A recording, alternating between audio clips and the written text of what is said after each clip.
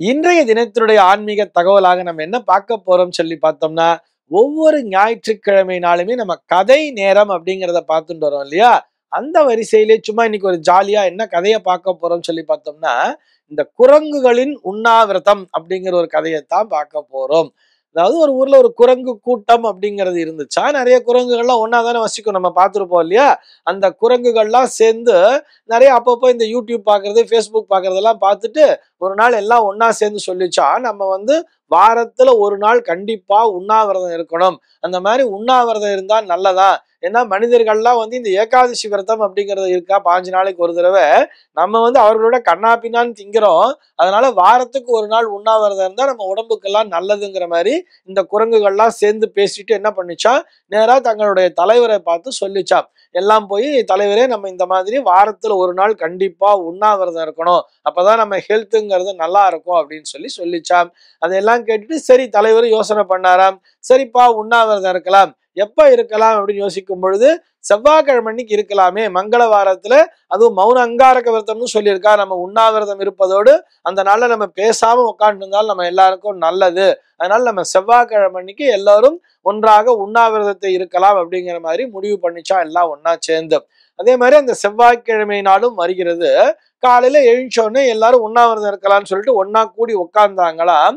உட்கார்ந்த உடனே தலைவர் சொன்னாராம், தலைவர் குரங்கு இருக்கு இல்லையா, அது சொல்லிச்சா, ஏம்பா உண்ணாவிரதம் இருந்து முடிச்சு சாயங்காலம் நம்ம முடிக்கிறோம்னு சொன்னா எல்லாருக்கும் ரொம்ப கடுமையா பசிக்குமே, பசிக்கிற நேரத்துல இருட்டிடும் வேற, அந்த நேரத்துல போய் எங்க நம்ம பழங்கள்லாம் தேடுறது, அதனால இப்பயே நம்ம பழங்கள்லாம் பறிச்சு கொண்டு வந்து வச்சுக்கலாமா அப்படின்னு சொல்லி கேட்ட உடனேயே எல்லா குரங்குகளையும் சரியா இருக்கே, தலைவர் கரெக்டா தான் சொல்றாரு அப்படின்னு சொல்லிட்டு பக்கத்துல இருக்கிற தோட்டத்துக்கு போய் நிறைய வாழைப்பழங்கள் எல்லாம் கொண்டு வந்து நிறைய குவியலா கொண்டு வந்து தலைவருக்கு முன்னாடி கொட்டிடுச்சுங்களாம். எல்லா குரங்குகளும் கொட்டி வச்சுட்டு சரி உண்ணாவிரதம் இருக்கலாம்பா, உண்ணாவிரதத்தை ஆரம்பிக்கலாமா அப்படின்னு சொல்லி தலைவர் கேட்ட உடனே அங்கிருந்து ஒரு வயதான குரங்கு, ஒரு அனுபவம் மிக்க குரங்கு எழுந்து வந்துதான். அந்த குரங்கு எழுந்து வந்து சொல்லிச்சான், தலைவரே வணக்கம், இப்ப நம்ம வந்து உண்ணாவிரதம் இருக்க ஆரம்பிச்சிட்டோம்னு சொன்னா உண்ணாவிரதத்தை முடிக்க போறோம்.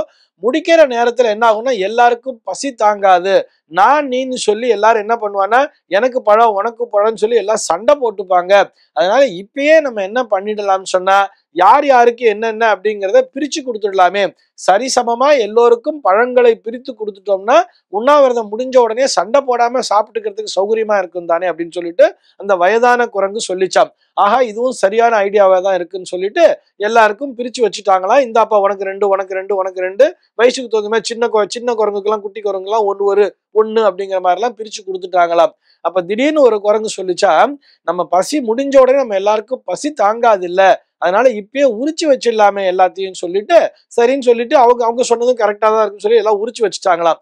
உரிச்சு வச்ச உடனே கொஞ்ச நேரம் கழிச்சு இன்னொரு குரங்கு சொல்லிச்சா, இப்ப நம்ம காலையிலேருந்து இது அப்படியே உரிச்சே இருந்ததுன்னா ராத்திரி ஆகும்போது என்ன ஆகும், அதுல கிருமி எல்லாம் வேற தொத்திக்கும், இது போக அது கனிஞ்சு அழுகி போயிடும், நம்மளால சாப்பிடவே முடியாது அப்படின்னு சொல்லும் பொழுது இப்ப தலைவர் குரங்கு கேட்டுச்சா, அப்ப என்னதான் பண்ணலாங்கிறன்னு கேட்டா, இல்ல நமக்குத்தான் வாயில அடக்கி வச்சுக்கிறதுக்கு ஒரு சக்தி இருக்கும் இல்லையா, ஒரு ஓரமா நம்ம எல்லாத்தையும் அடக்கி வச்சுக்கலாம்ல, உண்ணாவிரதம் முடிஞ்ச உடனே நம்ம முழுங்கிடலாமே அப்படின்னு சொன்ன உடனே சரி அதுவும் சரியாதான் இருக்கு அப்படின்னு சொல்லிட்டு எல்லாம் என்ன பண்ணிச்சா, உரிச்ச பழத்தை எடுத்து அவரவர்கள் வாயில எடுத்து அடைத்து கொண்டார்களாம். கொஞ்ச நேரம் கழிச்சு உண்ணாவிரதம் இருக்கலாம் ஆரம்பிக்கும் பொழுது அது தன்னால் கரைந்து அவர்களுடைய தொண்டைக்குள்ளாக இறங்கி விட்டதாம். ஆக அந்த குரங்குகளினுடைய உண்ணாவிரதமானது இப்படி முடிவுக்கு வந்துருச்சா.